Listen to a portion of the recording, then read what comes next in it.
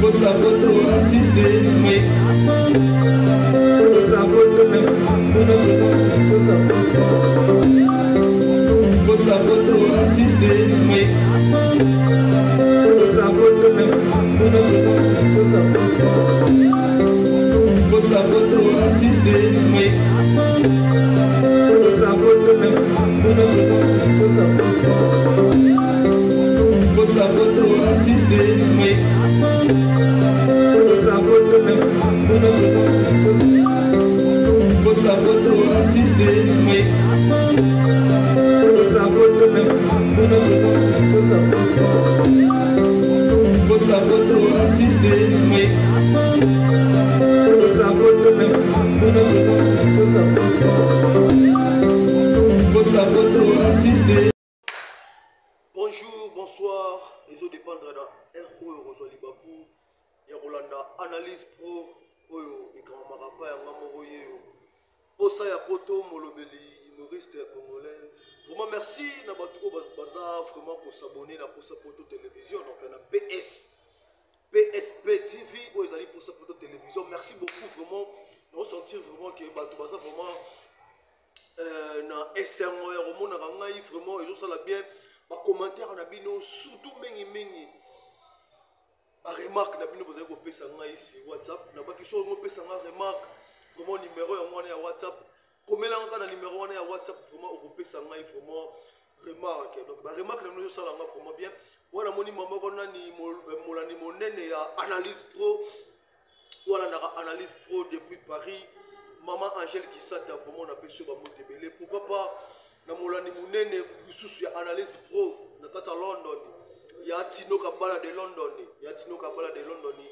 ya yo yango wana vraiment donc merci beaucoup tout ça toujours na ba analyse tout ça toujours na ba makambu yebele ya kolobela ya mokolo malelo to kolobela bongo nani to kolobela faire égola Jésus de nuance mystère lova o bazo benga mikolo yo papa Adida Gola, donc faire Gola Oyo Wapi, tout le monde a photo et circulé sur internet que faire Gola a signé contrat dans la maison Adidas.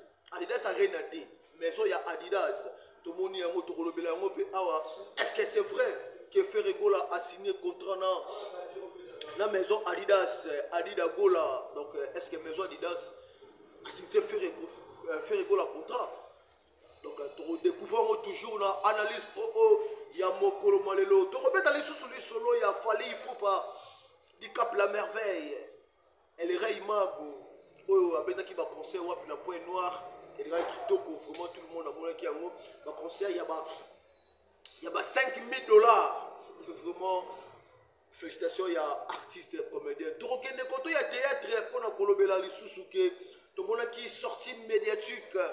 Il y a artistes et comédiens Apo Firenze. Après, il paraît que Apo Firenze, Abotana, la brine, moi aussi, il y a Johnny Fay. Donc, il paraît qu'il y a Apo Firenze, qui est sorti médiatique. Il y a Apo Firenze, Nengenini, Oyo, et les gars qui. Donc, on a sous 6 Ipupa, Oezali, moi, il y a fallu Ipupa Marco 6, Oyo, tu as single, et ça déjà sur les marchés, single, il y a 6 Ipupa au milieu de que Azali Mwana il y a artiste monene l'international Fali Ipupa donc Marco 6 Ipupa tout c'est single et ça déjà sur les marchés donc ils ont pu évoluer vraiment malamu vraiment donc s'abonnez-vous pour vraiment au rater vraiment et le côté la katia émission na biso to analyse na biso Azali Analyse Pro to le blera toujours.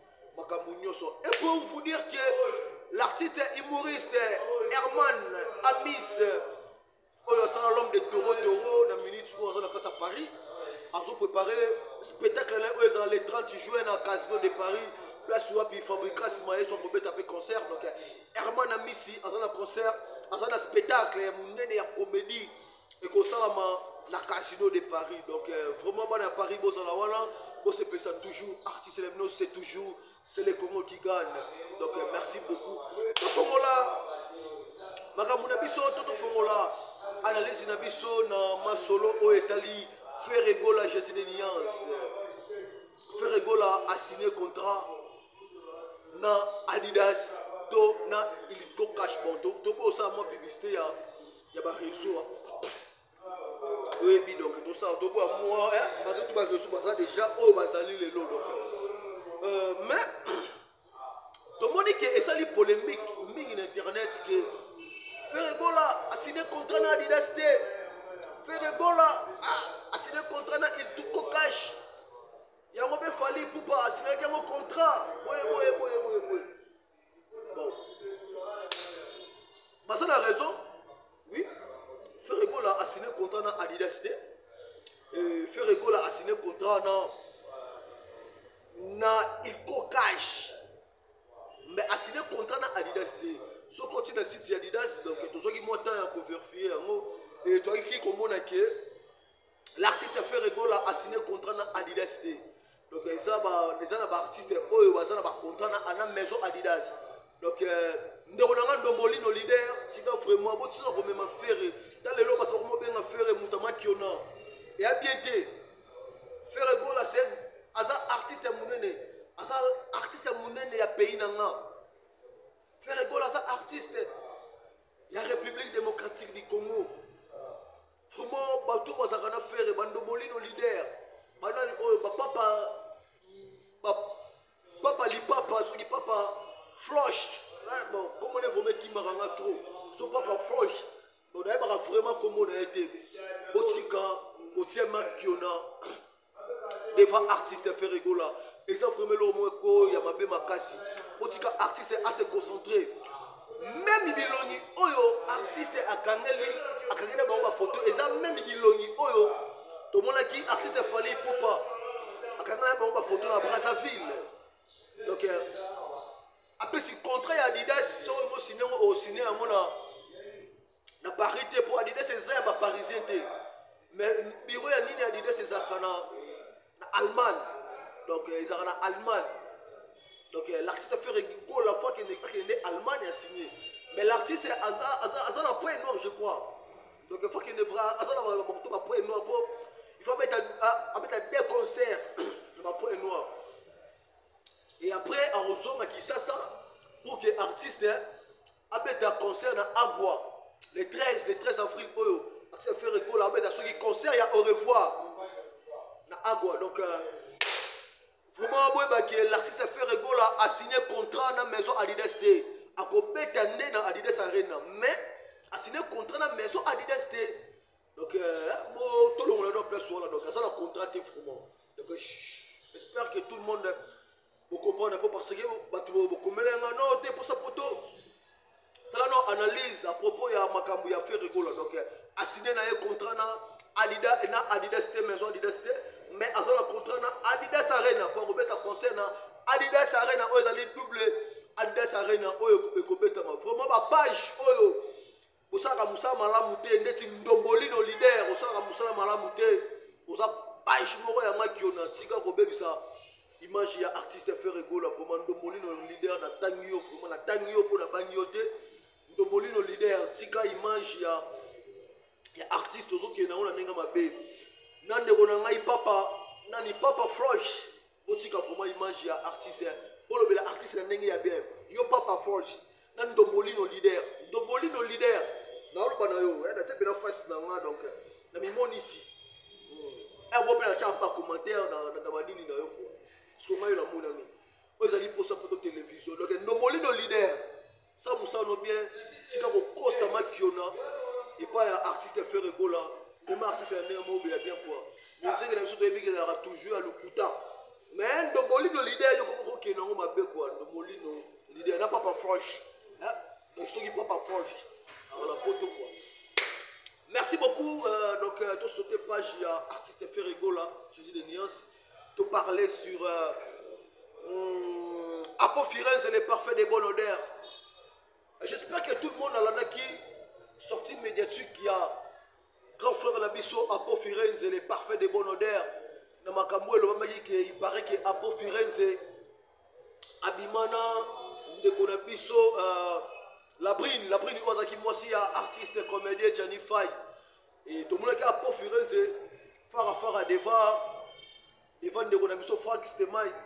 Apo Firenze a dévoilé nyonso ke atikala kobimana na la trinité. Petit baba solo na ye na Kisasa mais ngasko lo mo bekanga ngana nouvelle obike donc la pris dans aki fille moko abana ko ya ko tikela ye biloko na palais er mo be pas so ka fongola pese fongola ke tika biloko na palais bon là c'est moi trop louche mais elle a confirmé donc to landika makambo oyo vela biso ya Apo Firenze a lobby les parfums de bonne d'air j'aime vraiment na linga vu on a makasi parce que basali marambu ya malunga dans le monde de théâtre, parce que je bien dans le monde des artistes et comédiens. Vraiment, donc, qui vraiment que l'artiste Apo Firenze, Abotanaena, la Brinité, qui, moi, s'il y a des fins, il veut d'Abisso Janify, ou attaque au Tikabisso, vraiment, donc, il s'allie vraiment pas si makasi. Tout le monde qui est artiste de diaspora, on va vivre dans la poto. Tout le monde qui est en sous-zolo, tout le monde qui met la duchesse, tout le monde qui fait d'Abisso mystère, si à Tchoulé. Tout le monde Igor 2 minutes que bilele tout le monde fait la mission de fausses tout le monde qui ba banani ba Apo Firenze ba Marzi Bondowe tout le monde ba nani ba bo ça mo belé boto ki poto pour que ko pesa mbongo na matanga la famille ya président Janify de fait fait la mission Janify et combien Janify de fait et ça la vraiment passe mais tout mais ça na non parce que quand qui fait mon dos qui n'a bon comme c'est mon moment de fait bon ça me moutou après ça ça me moutou azwaka donc le fait déjà à ça sous comment on a bisauté donc ma comédie va gagner kopesa mbongo 8000 euros et ça qui 10 000 euros et ça mbongo oyo grand prêtre choisi Matata le maître après ça qui pour que après ça une contribution na matanga ya artiste Janify fait nabiso grand maître choisi Matata après ça kimbongo wana pour que aider artiste tout le monde a dit que 2000 euros et que na makambo mususu il paraît que bato baki na marché wana ba bazwa ki 2000 et c'est qui 8000 tout le monde dit que ba artiste et comédien baki ko pesa yango famille Janify vraiment merci beaucoup na artiste diaspora on va vivre en poto merci na geste bosala qui vraiment mais là on a monika mabe pourquoi vous pensez qu'il y a devant caméra malgré tout nana qui mystère si à tout alobi que un grand maître choisi Matata a pesa qui mbongo wana balexaka ko na média et les gars na média ya ko pe tomba ko pesa famille ole baloba ne ba bato baloba ke ba comédie ba limbongo ya matanga jani yango mona ke to ba pesa be famille il faut pas pesa bango na média bon et ça nango bien mais ça vraiment mabe makasi donc ba tout ba bona ba mota o nyoso bo pesi ba famille bo pesi na veuve o la tala ki na commentaire ya mutu ba lobi 16 ans de mariage bo pesi $300 et 300 euros. Vraiment ça qui passe ma casse vraiment donc emballassement alors à bongo va pesa na médiaté bokita la cour dimba donc ils ont le droit de poser famille ya moé boutique yango toujours boé donc et ça livre vraiment passe ma casse mais quand même ça geste bon ya bien OK première fois na mona artiste basele lora bien on a artiste comédien mais première fois na mona donc vous savez que il aura bien il y a moi félicitations à la diaspora après la monnaie qui est lobby vous avez na show lobby jeudi vous avez na show et vous avez na spectacle na showbiz spectacle là vous avez que bolobela sur mbongo ya bana donc vous pesa donc bato ya ba pesa mbongo na bo pesa ngo bana to c'est la paix et ça la mais tant vous pesa sous bana mbongo wana o spectacle tout le monde a média et ça la bien quoi ceux qui vont tirer la cour dimba mokile kolobara toujours que bolé sous mbongo donc vous pesa on la média ndenge bo bandi système on pesa na média to pesa rara toujours na média quoi ba diaspora vraiment félicitations na bino artiste comédien au lieu ce qui poto vraiment félicitations na bino nyonso vraiment et sali et loro moro vraiment il y a bien makasi pour nga vraiment na aimer yango donc vraiment botala les sous toi toujours dans le sujet d'artiste et comédien. Vous voyez que artiste et comédien dans combo ya Godé. Godé wazaki ya groupe évangéliste. Balobi epé moi c'est son nyokole na poto nenge la brine na nyokola qui fait na biso Jani Fay le mimi fait na biso Jani Fay na liwa. Tolanaki sortie médiatique. Il y a artiste et comédien José de Londres, Sida Bilé, le mauvais, je te salue. Mon idole. On m'appelle la idole à José de Londres. Sida Bilé, le mauvais, je te salue depuis Paris. Il y a le biquet. Toujours risqué. Ou est comme les Jani et comme la paix sous Godé. Mais donc, il y a aussi ma voice. Il y avait la bison Nani. Ah, Nani. Il fait la son Godé. Donc, bon. La poste de place les années artistes et Gabi moi si à faire souffrir la poto moi si n'est pas à faire souffrir la poto il y a un le fait José de Londres dans le biquet toujours risqué toujours sous ma tanga il y a fait la biso Gabi donc tu as voice il y a artiste Godé on a équipé mon groupe évangéliste à le biquet tout ça pour monisa artiste Gabi na média bongo et ça la mabe nini non le fait Godé il y avait Jani Toeba qui a monté moneza qui caché le lot vers nini akufi baba soko monindo qui pele la fait artiste comédien ba monindo qui on ba beleli qui fait le biso Gabi Aza vraiment en danger. Aza AVC. Vraiment, artiste comédien, on a tout ma fanatique, on a Gabi. Vraiment, on se plaît. Non, réel, vraiment, totalement nous. Photo, on a Gabi. Donc, pour les longs Gabi, j'espère que vous voyez, pas ça toujours après quoi.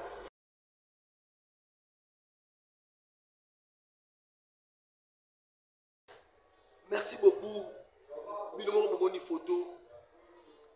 Il y a fait la Gabi wana to babala na mwasi na ye Gabi wana artiste comédien Gabi ya comme évangéliste ye wana bato ba epiété le fait à question à la danger mwasi abala akoma ko nyokola ye yango basi ya poto na ebité ngai basi ya poto basi ya poto bakomo bomba mibali pour nini na la poto mobali ba ben aboyo beta pour nini et puis 100 mètres mundelo 100 mètres et bebele ngam pour nini abeti moi si na poto on a nga basa poto afo poza la basa poto poza ka basa ki sasati basa kongoti vraiment mi ba la poto na na solution solution là pour moi on a gagné calaming de quota solution pour nous éduquer moi ça poto solution on a n'empêche ça mi parle par la poto calaming de pour moi on a gagné s'abonner na pour ça poto télévision pour moi on a gagné voilà calaming de dans ça là et ça pour nous éduquer bah ça poto yo mutu moi ça moi on a poto yo mutu moi si so yo bête kaka j'appelle la police